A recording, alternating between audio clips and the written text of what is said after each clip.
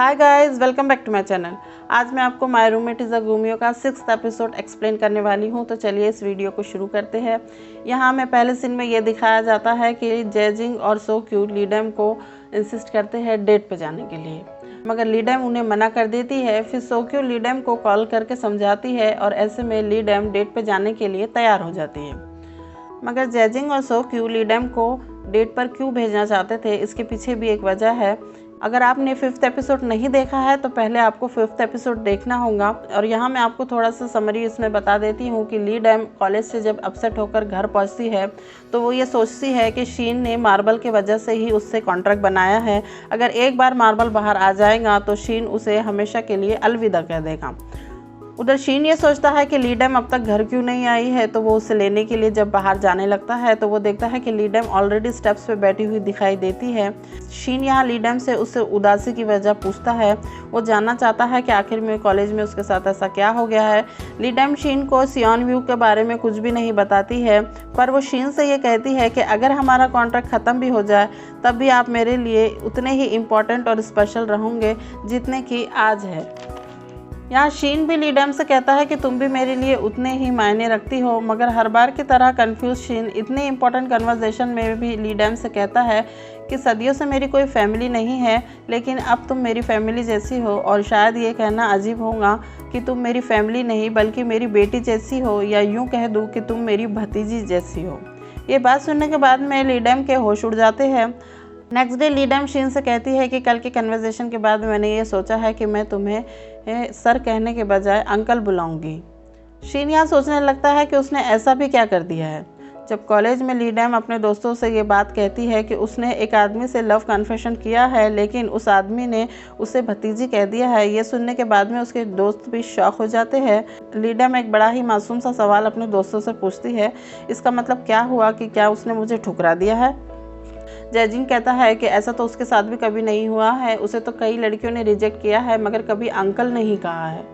ये सुनने के बाद में लीडम को और भी ज़्यादा बुरा लगता है, और यही उदासी देखने के बाद में लीडम के फ्रेंड्स जैजिंग और सो क्यूट लीडम को ब्लाइंड डेट पे भेजने के लिए तैयार हो जाते हैं। अगले दिन हम देखते हैं कि लीडम डेट पे जाने के लिए तैयार होती है और शीन उसे इस लुक में देखते ही रह जाता है। और हमारे व्यूवर्स के देखने पे ये साफ पता चल जाता है कि शीन को बहुत हद तक लीडम से प्यार हो गया था।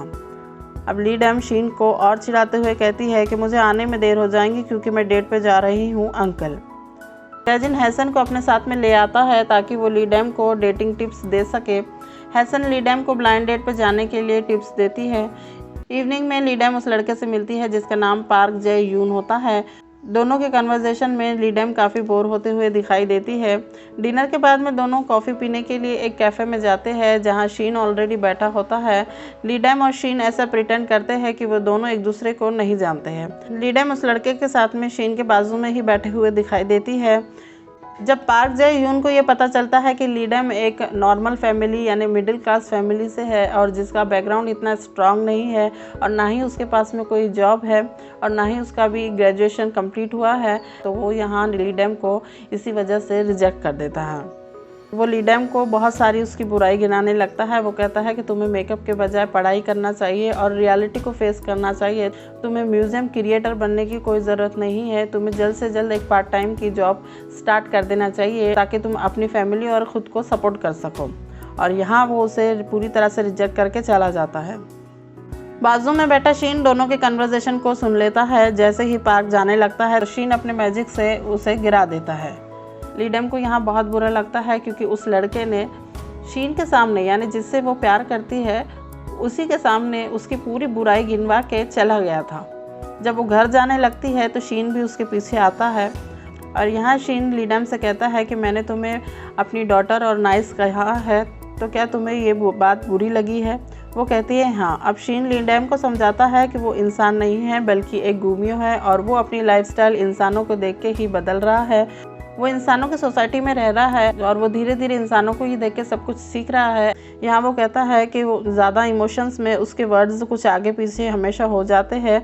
शीन कहता है कि इन हज़ारों सालों में सिर्फ तुम ही मेरी फैमिली हो और मेरे लिए बहुत स्पेशल हो, और ये बात मैं उस रात कहने की हिम्मत नहीं कर पाया, लेकिन मैं आज ये तुमसे कह रहा हूँ। शीनिया अपने मैजिक से लीडम को म्यूज़ियम घुमाने के लिए लेके जाता है। म्यूज़ियम देखने पर लीडम का मूड पूरी तरह से फ्रेश हो जाता है।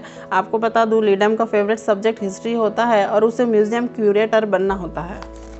यहाँ दोनों के कन्वर्सेशन में शीन एक इम्पॉर्टेंट बात लीडम को कहता है कि जिससे तुम पसंद करते हो उसे यूं लाइफ से जाने नहीं देना चाहिए, यानी जो म्यूज़ियम क्यूरेटर बनने का उसका सपना है उसे वो छोड़ना नहीं चाहिए। अगले दिन कॉलेज में सियोन हो लीडम से बात करते हुए दिखाई देता है।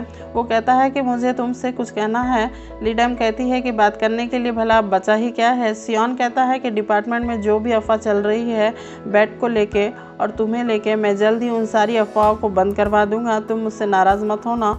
और वो अपनी गलती के लिए लीडम से माफ़ी मांगता है। लीडम कहती है कि मैं तुमसे कोई भी वास्ता नहीं रखना चाहती हूँ। और फिर वहाँ जेजिंग और सोक्यू आ जाते हैं और लीडम को वहाँ से लेके चले जाते हैं। लीडम को उसकी मॉम का कॉल आता है। वो कहती है कि मैंने सुना है कि तुम अपनी फ्रेंड के यहाँ रह रही हो किसी कॉन्टेस्ट के चलते। लीडम उसे हाँ कहती है। लीडम की मॉम कहती है मुझे वो घर का एड्रेस चाहिए क्योंकि फ़ोटोशूट के बाद तक कपड़े बच गए हैं जो कि मैं तुम्हें डिस्पैच कर दूँगी। आपको बता दूं कि लीडम की मॉम काफ़ी टाइम से यूएस में रह रही है। वो एक बड़ी सी डिज़ाइनर है।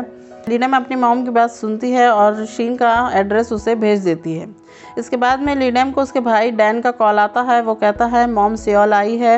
वो कहता है कि मॉम हांगकांग जा रही थी मगर फ़्लाइट में कुछ प्रॉब्लम आने की वजह से वो सियोल आई है 2 या 3 घंटे के लिए, और मुझे कहीं ऐसा लगता है कि वो तुम्हें सरप्राइज़ देना चाह रही है। यहाँ लीडम ये सुनने के बाद में शॉक हो जाती है और वो टैक्सी पकड़ती है घर जाने के लिए। और वो रास्ते में शीन को कॉल लगाती है मगर उसका फ़ोन पूरी तरह से ड्राई हो जाता है। लीडम अपने घर पे पहुंचती तब तक उसकी मॉम घर पहुंच जाती है। वो शीन से अपना इंट्रोडक्शन करवाती है और घर के अंदर जाती है। लीडम की मॉम शीन से पूछती है कि क्या तुम इस घर के मालिक हो, तुम लीडम को कैसे जानते हो, मगर शीन की ज़ुबान पे जैसे किसी ने कोई ताला लगा दिया हो। वो एक भी शब्द नहीं कह पाता है। और फिर वहाँ लीडम आ जाती है। वो अपनी मॉम को समझाने की कोशिश करती है मगर उसकी मॉम उसे कहती है कि बकवास बंद करो और मेरे सवालों का जवाब दो। यहाँ लीडम की मॉम जो भी सवाल पूछती है शीन और लीडम दोनों अलग अलग जवाब देने लगते हैं। तभी लीडम शीन को अपना मैजिक यूज़ करने के लिए कहती है मगर शीन का मैजिक उसकी मॉम पे नहीं चलता है। वो इसलिए कि जो लोग स्ट्रॉन्ग माइंडेड होते हैं उनकी मेमोरी इरेज करना इतना आसान नहीं होता है। यहाँ लीडम की मॉम लीडम को अकेले में समझाती है कि उसे झूठ पसंद नहीं है। तुम किसी के भी साथ रहो मगर झूठ ना कहो। अकेले में वो लीडम से ये भी कहती है कि मुझे पसंद है और कहती है कि तुम्हारी पसंद तुम्हारे डैड के जैसी ही है। इस पर लीडम कहती है कि जैसा आप सोच रही है ऐसा कुछ भी नहीं है। उसकी मॉम कहती है कि मैं चाहूँगी कि ऐसा ही हो जाए। हाँ, वो उसे गुड बाय कह के एयरपोर्ट पे जाने लगती है। शीन लीडम से कहता है कि तुम्हें अपनी मॉम को एयरपोर्ट तक सी ऑफ करने जाना चाहिए और वो उसे एयरपोर्ट लेके जाता है जहाँ डैन भी अपनी मॉम को सी ऑफ करने आता है। तब तीनों एक दूसरे से गले मिलते हैं और बातें करने लगते हैं। शीन दूर से ये सब कुछ देख रहा था। उसे फैमिली वैल्यूज़ और उनके प्यार का एक खूबसूरत मंजर दिखाई देता है। ये था हमारा 6th episode my roommate is a गुमियो का। अगर आपने इसके पहले के एपिसोड नहीं देखे हैं तो आप मेरे चैनल पे जाके देख सकते हैं और मैंने यहाँ पे लिंक भी डिस्क्रिप्शन में डाली है। और अगर आपको मेरा वीडियो पसंद आया है तो इसे प्लीज़ लाइक कीजिए, शेयर कीजिए, कमेंट कीजिए और मेरे चैनल को सब्सक्राइब कीजिए।